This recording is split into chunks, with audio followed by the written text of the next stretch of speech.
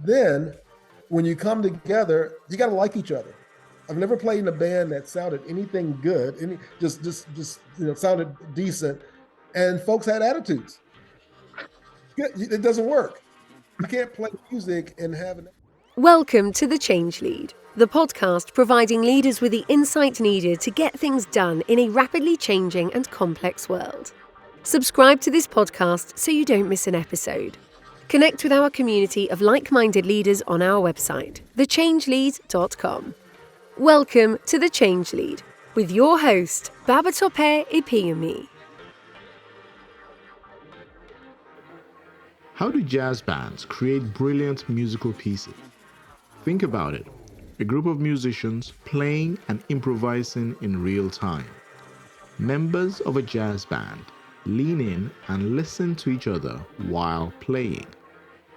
High-performing teams are like jazz bands. In high-performing teams, team members lean in and listen closely to their fellow teammates.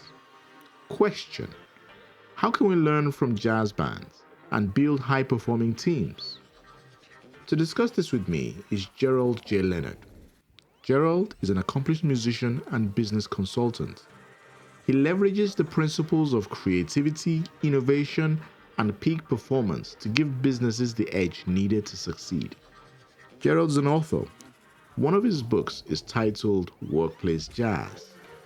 In this episode, Gerald and I will have a conversation about applying the principles of a jazz band to building high-performing teams.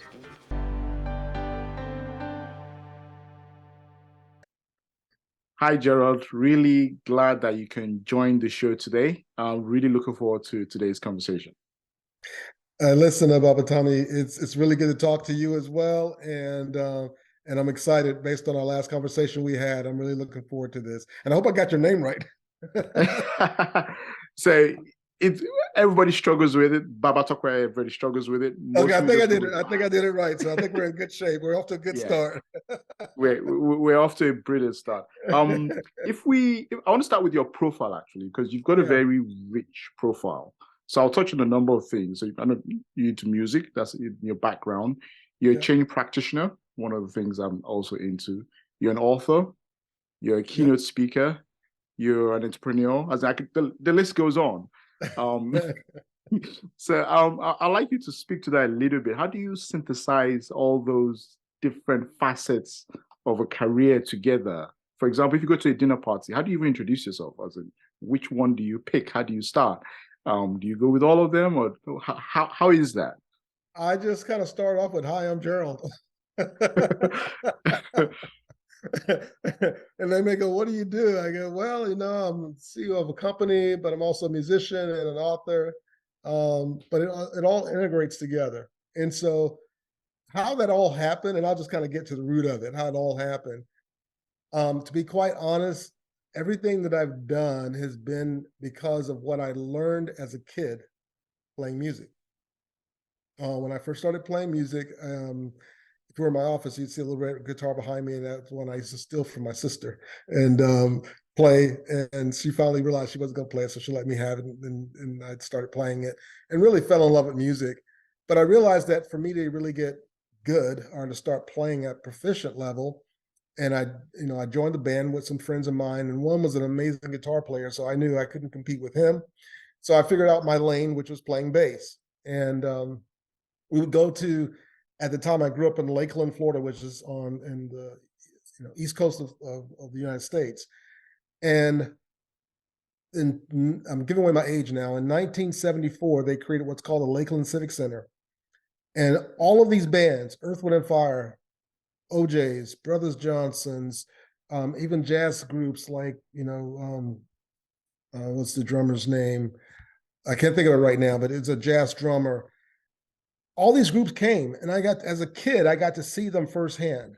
So one, having models was always something that was important to me. Having someone that was already doing what I was looking to do, that was way ahead of me, that I could model after what they were doing.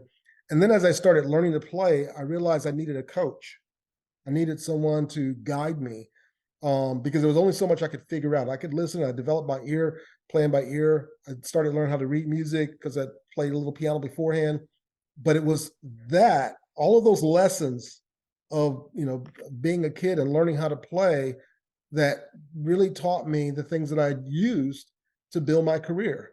The ministry thing happened because I had finished my master's in Cincinnati, moved to New York, and had been a part of a church, started helping people, and I fell in love with helping people, and it was a part of my passion. It wasn't about being in the ministry. It wasn't about being in that role. It was about helping people, making an impact. After having kids, I decided I wanted to go back into music. So I came out of the ministry and then go back into music, but I didn't want to be on the road because my dad has always been there for me. So, having done all this stuff with music and having developed some computer skills, I got into IT.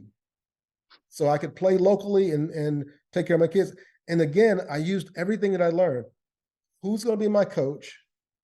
What model who's doing what I want to do that I can model after? What books do they have? What audios do they have? And every area of my life, whether it was being an entrepreneur, an author, I asked myself the same questions. Who can I model after? What books do they have? Who can teach me? Who can coach me? Who can I partner with? I need to join a band. I need to join a group of folks who are doing what I want to do that can support me and that I can support them. And so basically from all my life, everything's felt like being a kid of doing the same thing I did. And it's really that simple. So when you look at every area, whether it's being a CEO, being an author, being an entrepreneur, a keynote speaker, I use the same model as I used as a kid, learning how to play music. If you want to get good, you got to have those specific things in your life, which is a model, a coach, and so on. So I hope that answers your question. Yeah, I think it does. I think I really like that aspect of a model. I think that's so key, and it sort of shows and comes out from the way you explained your journey. That it's always good, and it helps a lot to find a model, to look for a model. And I think you touched on a few things there in terms of how you've used that, particularly in music, but also getting to IT as a CEO. If we go to the author, because that's also something you model. You look for people, what are they writing, their books. I know you've got a couple of books out. So right, and I have another one coming out it'll come out in August, a Symphony of Choices, and actually got it contracted with Wiley and John Wiley and Sons. So they're publishing it. Nice. I'm looking forward to that. Symphony of Choices, really good title, very catchy. You can see the combination of music coming out again in that story.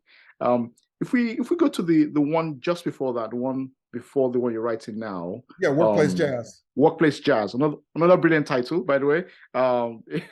Combining jazz again. Right. Can you speak to that? I know the subtitle has the words innovation, high performance. Can you speak to that? The lessons people can draw from that book to innovate and build high performing teams, high performing organizations. Exactly. Well, it's interesting. Again, I have to go back to when I was a kid, right? Playing in that band. And it's the things that I learned when you are performing together. First thing you got to do is you got to know your part. If you're going to join a band even as a kid, if you're going to join a band and you say, hey, we're going to play these 5 songs, well, you got to go home and work on those 5 songs. You got to listen to them. You got to know your part. You got to know how many times they repeat this particular section. And especially as the bass player, because everybody else kind of gets to do a lot of things. But in funk and jazz and some other things, the bass has to be consistent, right? And even if it's repeating itself, it has to sound fresh the whole time. So how do you make something that's repeating sound fresh and keeps you on the edge? So all that you got to take in mind. So when I wrote the book, I thought of the concept of the times I had went into IT. And when I got into IT, just like with the bass, I started looking at, okay, well, what am I naturally good at? And I realized that I was naturally good at organizing chaos, project management, basically. Okay. And I enjoyed it. I really did. I enjoyed it. I would be the one that organized the rehearsals and so on and so forth. And so I started going down that path. And I did my process again. look for a model, look for coaches, look for knowledge, and so on and so forth. And so I focused on getting really good. And as I grew into consulting, I did the same thing. And so I started noticing, because I was playing music and doing the IT thing, and I started noticing that work on really good project teams is a lot like playing jazz. Everyone has to go home and woodshed. In other words, everyone who has to come to the project, whether you're the business analyst, the developer, the project manager, the sponsor, whatever role you're playing, you need to know your role. You need to specifically understand what you're supposed to do. Then, when you come together, you got to like each other. I've never played in a band that sounded anything good, just sounded decent, and folks had attitudes. It doesn't work. You can't play music and have that. So you really have to love the people that you're working with. You have to have a passion. And so all those became principles in my 9-step process of workplace jazz, because it was deliberate practice in woodshedding, being positive. And then in the book now, as I've gotten mature, I've added, and I've studied out neuroscience. And so I've added sections in there about neuroscience and about being agile, because agile is more about being than doing. It's about the thinking part, that you know how to maneuver and you're flexible, right? Also, getting feedback is really critical to becoming a great musician. One of the lessons I learned in college when I was taking lessons, my teacher gave me, he was the composer for the Cincinnati Symphony, and he was a composer for basses and so on and so forth. He gave me this pretty expensive recording device that I had to use when I played in practice to listen back to myself, because what you hear when you're playing is not what you think, it's not what is being heard to the audience. So you get to record yourself to make sure you're in tune, to make sure what you're hearing in your head is actually coming out in the instrument. It's interesting how that works, but you really have to do that. And it's basically what that was an instant feedback mechanism. And so being on great project teams, one of the things that you get, and if everyone's really comfortable with it, is feedback. And if you're humble and honest and leave your ego at the door, you can get really good feedback and learn how to get better. And you don't have to come in like I'm a know-it-all, right? You can really work with each other. Also, as a bass player, you're most of the time in the background. Now, if you stop playing, everybody notices it. Everybody's like, "What happened to the bass?" It's like the groove stopped. What went on? Yeah. But if you're playing it and somebody else is doing their solos or whatever, then so it's basically surrendering to serve. So all these became principles in the framework of workplace jazz, because these are simple things that musicians do almost on a subconscious or non-conscious level in playing together. And that when they work together, they really have to think about the big picture. But before they think about the big picture, they really got to make sure they know how to play their instrument. Because you can't sit there and go, okay, now what note was that? That's done, right? You got to know exactly what's going on with your instrument and how to play it. And then you're thinking about why are we doing this show? What are we doing this concert for? How do we make this really great? And I found that great project teams have the same mindset. So that's really the essence of the book. And it really teaches you these 9 frameworks or 9 principles that musicians use naturally to build great, and think about most of the work today is all done by small teams, even in major corporations. It's all these small groups, these small teams that are running certain departments. A lot of operational work is automated now. AI is taking over from that standpoint. And we just have to learn how to work with AI. So a lot of the work that we end up doing is really just project work. I think you're so right. I think it's actually years ago I was working in an organization, and I made a joke. Yes, you got tens of thousands of people in the organization, but you could literally work in a garage, because on a day-to-day basis, who are you working with? It's this small group of people. So even though, yes, Exactly. you're part of a massive organization, you could literally be in a garage.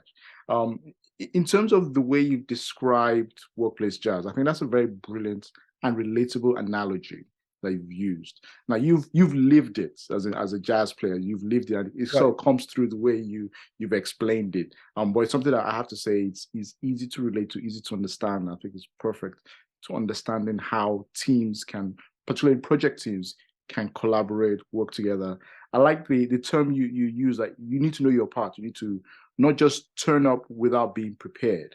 You need to go home, do your bit, and then when you're doing your performing, working together, still listening out for each other. And the ability to give feedback, like you mentioned, is so key in real time. So I think really, really brilliant feedback. I think another analogy some people could relate to is almost like sports teams as well. It's the same kind of challenge, where on your own, if it's a team sport, a single player, a single person on a team isn't going to pull it through. You need to collaborate, work together, give real-time feedback. It's the same thing. And I think I've heard it said that if you're doing real work, it's like an elite sport. If you're running a critical project, it's like an elite sport. You need to treat it like an elite sport. It's the same kind of analogy. Right. Exactly. So it really is. And if you think about any of the, you think about the Premier League over in London, any of those, and I don't know all the details of the names of the players, I don't follow it that close, but having been to London on a visit, I've driven by the stadiums and I've watched it on television, everyone knows their role. Everyone knows their part. And then, I can relate more to the sports in the US because I love football and I love, every once in a while I watch basketball. I'm not a big baseball person, but for those teams, like right now, I think this weekend is the Super Bowl. Oh. And so you have two of the best teams out of the entire league. You got two of the smartest quarterbacks in the entire league that are playing, and it's really the team that can play better together, because Mahomes by himself can't win the game by himself. Neither can Jalen Hurts on the quarterback for the other team. They cannot win it by themselves, but it has to be on both sides of the ball. Everyone has to be in lockstep. And so it really plays itself out of this whole idea of really building. And it's funny because the workplace jazz concept is really built on the foundation of my first book, which was Culture is the Bass. And I wrote that one probably around 2015, 2016, during that time where the song All About That Bass was out. The lady was singing all about that bass, all about that bass. And but to me, and again, it's just me taking my musical experience and making an analogy in business. The bass was kind of like the culture of an organization. And in that book, I have like a 7-step framework. And it's really about, and if you think about it, culture can be something that can be difficult to explain, but it's easy to feel. You walk into a family, you walk into an Italian family, you walk into an English family, a proper English family, you walk into, just any different type of family, irregardless of color or creed, there's a culture. There's a certain way they do things. There's a certain feel that you experience. And if you walk into a great, department store or a great organization, there's a feel to how the business runs. Now, it's because of the vision, the values, the buy-in, the stories, all those things that are layered on top of that I cover in the book. But at the end of the day, it's about a feeling. It's a groove. And if you think about it, and this is why I use the analogy, culture is the bass. If you start listening to a pop song or a funk song, and you hear the bass kind of leading off, and whatever song you're listening to in your head right now, as I said that, it's a funk song. You can't play a funk bass line, whatever that case is, right? You can't play that bass line and then have like country and western or classical. It's like, no, that's the wrong line. It's the wrong feel. Yeah. And so culture is like the base of an organization, but then to get for the teams to work together, it is like jazz because it has to be fluid. And especially today, the requirements are changing. We have economic challenges, we have political challenges, we have social challenges, we have military challenges. At any time, I mean, think about what just happened over in Turkey and Syria, my goodness, with all these people being hurt. But look what it's like that part of the world from a business or personal standpoint has stopped. And it's like they've had to really hone in and focus to find people who have been hurt and so on and analyze why, how do we build things better and so on and so forth. But things happen like that. So the teams in any business and landscape have to be able to move quickly and adjust. And it does require that agile jazz mindset. Yeah, I like that agile jazz mindset. I want to go to one of your TED talks that you did. So you did a TEDx talk. And there you used the term, I think, falling in love with practice, which I thought was quite key. I'd like good for you to talk to that. Why is practice so valuable? Why do you see that so valuable to teams? Okay, that's a great point. And that talk was critical for me because, in my research and then just being a musician, and you average out, even as a professional musician, you average out the amount of time that you're actually on stage performing. I mean, even if you take, they just had the Grammys, even if you take any of those bands that are in the Grammys that are touring on a nightly basis or on a weekly basis, 2 or 3 times a week, and they're traveling all over the world and playing, how many hours are they on stage playing in front of the audience? What, maybe 2-3 hours? If they do 2 or 3 concerts, it's maybe 6, 7, 8 hours for the whole week, 168 hours. So what are you doing the rest of the time? You're preparing. If you're preparing, could be resting and working on your vocals. It could be rehearsing the show itself, walking through the show. So in essence, you're spending, even at the highest level, even at a symphony level, you're spending about 95% of your time in preparation to get on stage to perform. And it's just like, again, with the Premier League and I think of NFL football, and I'll use this with NFL football because it amazes me. Many of the guys, when they catch the ball, they're on the sidelines and their feet are like inches, centimeters away from being out of bounds, but they're not. Because they have practiced over and over again, catching the ball, leaning out of bounds, but the tippy toes are in the bounds.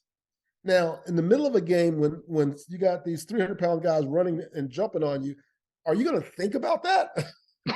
No, you're not. So the only way your body can respond is that you have ingrained that into your body, your mindset, your subconscious, your non-conscious, and being excellent at what we do is something that's ingrained. It's something that we have to practice. So basically the idea is, practice is performance. We have to live and love practicing, because when we do get in front of someone, all they're going to see is how well did you practice? Whether it's practicing learning how to interview, practicing learning how to be a host of an interview, practicing being an author, practicing, whatever the case is, it's going to be, did you practice? Did you work on that skill? Or are you just winging it? And it becomes really clear whether someone is just winging it or they've really honed that skill set and are practicing it. And so that's why I said practice is like the performance, and we have to fall in love with practicing, because otherwise, if we're just waiting to get on stage and we're only on stage 5 hours a week, even as a professional, and we're not happy the rest of the time because we're not on stage, you're spending most of your life being unhappy and being miserable. So that's so spot on. I think you can relate to that, you can relate to what you explain in so many ways, particularly if you're presenting something, presenting to an audience, interviewing, almost in anything. It's you do need to fall in love with practice, and that's so important. As in, I can see that. What I've noticed with that, because I know when I watched the TEDx show, talk, is in one of the reasons why I said I definitely need to speak to you. As a generation, I think, particularly my generation, I know that practice is not something people look to. It's almost like people, it's almost forgotten. Like, okay, this is the performance you turned up, but the hard work behind the scenes, it's not often celebrated. It's not often valued. So I think that's key. And I think as anybody who's looking to learn, to improve, I think they can get that. But I just want to get any thoughts you have on how can people begin to change that mindset, particularly if people are just focused so much on turning up, giving this great presentation, giving a great speech, without realizing that it's the hard work behind the scenes that makes it happen. Right. Well, it's really learning. It's learning to shift the focus from being results oriented and just looking for the prize to embracing the journey. Right. To embracing the journey. Anyone who's excellent at what they do or have become a master at what they do, they've embraced the journey of whatever that is, whether it's being a writer, whether it's being an author, whether it's being a consultant, whether it's being a speaker. They've embraced the journey. And so a part of that journey is, okay, what do I have to do to become the best that I can be? Not, the goal isn't to be the best in the world, because there's always going to be someone better. I'm sorry. There's always going to be someone better. Someone's going to, speak a little bit better, say it a little bit better. And then we struggle with imposter syndrome. We struggle with our growth mindset and all this other stuff and then we got to go to the psychologist and psychotherapists and then get but it's just quickly went down this dark hole, right? But if we take on the concept or the mindset of embracing the journey, it's kind of like in sales. If in the whole the sales process, if you're only looking and you're only going to get excited about the sales process when they sign the check and you close the contract, the rest of, preparing for the meetings, preparing the proposals, making the follow-up calls, that you're just going to be miserable. All you're excited about is when they sign the contract, because signing of the contract takes how long? Few minutes, seconds, minutes. And sometimes they digitally sign it. You don't even see them. But then it's okay. Now that this contract has been signed, now you got to deliver. So now you go back into preparation. Now you got to practice. So it's really about changing the mindset from a results-oriented mindset to a journey mindset, to embracing the practice, to embracing the journey, to embracing the being. Yeah. Right. Because most of our goals, the goal, especially if we set big goals, if we set a goal, it's not really about accomplishing the goal. Because sometimes, the goal could take years and then we accomplish it. And it's like, okay, great, I accomplished that. Now what? Or it could be, wow, it took me 2 years to accomplish the goal. And look who I was when I started and look who I am now that I've accomplished. Who did I have to become? What did I have to work through? How did I have to deal with limiting beliefs and my fears and my insecurities and my shortcomings, and what coaches did I have to work with and what skills did I have to develop? That's all a part of the journey.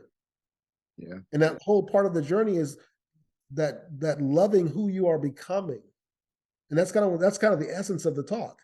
It's you got to embrace that part of who you are becoming, and that you're living in such a way that, and you're becoming something that you are enjoying the process of changing and growing and becoming. And that once you reach the goal, it's like, yeah, I reached the goal. It's great. I'm excited about it. But okay, like what's next? And it's not what's next because I just want bigger and better. It's the challenge of, okay, for me to reach this other goal, I got to become somebody else. who can think bigger, who can, attract bigger opportunities, who can do bigger things, and who can overcome bigger fears, all of that, right? So if you look at any great career in music, in business, it's, a lot of times we kind of awe at what the person has accomplished rather than being awe at who do they have to become? Yeah. What did they have to work through? What fears, what insecurities did they have to work through to get to that point where they just, they're used to managing $1 million company, or they're used to managing, hundreds of millions of dollars or billions of, whatever the case is, that they're now comfortable with that. That's just a part of their life. Where before it scared the mess out of them. Yeah. I think I like that you embrace the journey and determine who do you need to become to get to that next level each time. Constantly. Exactly. It's a lot more about being than doing and having. Because once you become, you can do, and then you can have. So it's being, doing, and having. A lot of times what we want is having, and then we want to figure out how to do it, and then we want to become it. And it's backwards. It's about being first. It is about being first. Being the kind of person that can handle the pressure. Because sometimes, if we actually got a lot of times what we really asked for, we're not equipped. We don't have all the skills. We haven't gone down the journey to build a muscle. It's a reason why, I was thinking about this. I think LeBron James, the basketball star here in the US, just surpassed broke the record of scoring the most baskets in the history of the league. Okay. Now he went from playing high school ball, he's a big guy, to college ball. I mean, to the pros. Now, probably, I'm not sure if this happens in rugby or in soccer or European football, but in American football, you can't do that. You cannot go from being a high school student playing football to being a pro, because your body needs 4 more years to mature so you can handle all that's going to come at you. Yeah. So in other words, the only way you can get to the pros from high school is you have to go through playing 4 or 5 years of college so you can become. It's the same thing in the business world. How do you get to where you can run a multi-million-dollar company? You got to grow into that. And if, again, you have to, it starts off with models, mentors, coaches, all those things that I mentioned earlier that I learned from music. So, as you are moving in and trying to grow yourself or whatever the goals you have, it's all about, who are you going to model after who's already been there, because success leaves clues. Indeed. I think there's a lot of music in your DNA. You've learned a lot from music, as in it sort of comes across clearly. Are there any things, any advice you can give teams of how they can leverage music, even if they're not, it's not in their DNA, they're not experts? Yeah. How can teams leverage music to become high performing? Any tips or suggestions you can give? Sure. I mean, and it's interesting the way I write my books. Although they have music as a metaphor, you don't have to be a musician to understand them, right? If you've listened to the radio, if you've watched music on television, you've seen musicians play in a concert, you can experience the concepts. And so it's like, if you have a team, go to a concert, go to a symphony, go to a jazz show, go to one of your favorite bands, to the stadium. But this time, instead of just going and kind of like drinking a beer and hanging out, go with the mindset of I'm just gonna kind of observe and enjoy the process. I'm gonna watch what they do on stage. How do they interact? How do they come on stage? If you get there early, sometimes you can get there before the show starts, and the sound crew is still setting up. The musicians are in the back room, kind of getting prepared mentally. It's a mind game, because they've developed the skills. Now it's okay.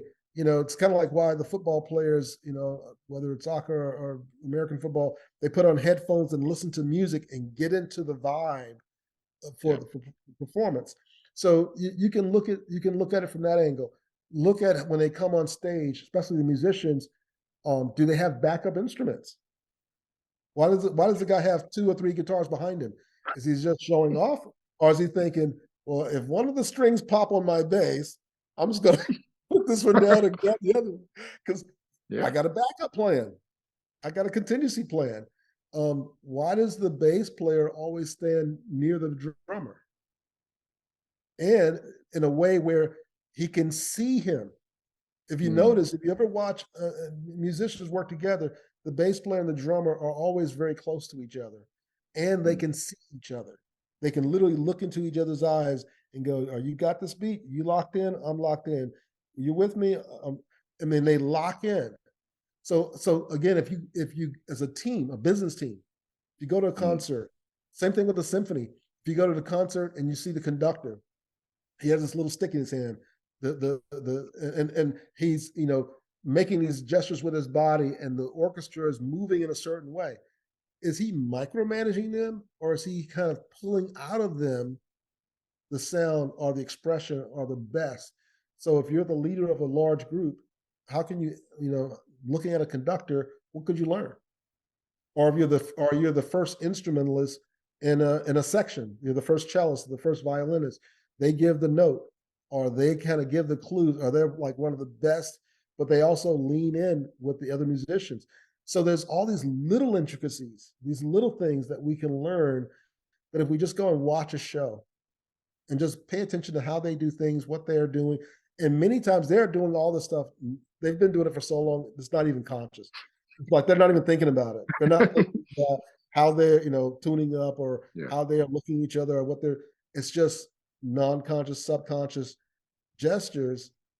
But those are the same things that we can do as a team, right? You can have, the project managers working really closely with the business analysts. The business analyst is in the middle between the project manager and the developers, making sure that and the QA person is kind of on the side, making sure that they're capturing all the ways they're going to test the software, to test the business process, how they communicate it back to the sponsors so that they really get it and they don't have to go into all the technical details, but explain the concept. All of those things can be learned from just literally watching a concert, watching musicians work together and how they interact. And then, especially with jazz, you got different musicians that solo, the bass players and the drummer, they're playing in a way that follows where this person's going, even though they're playing the same roadmap.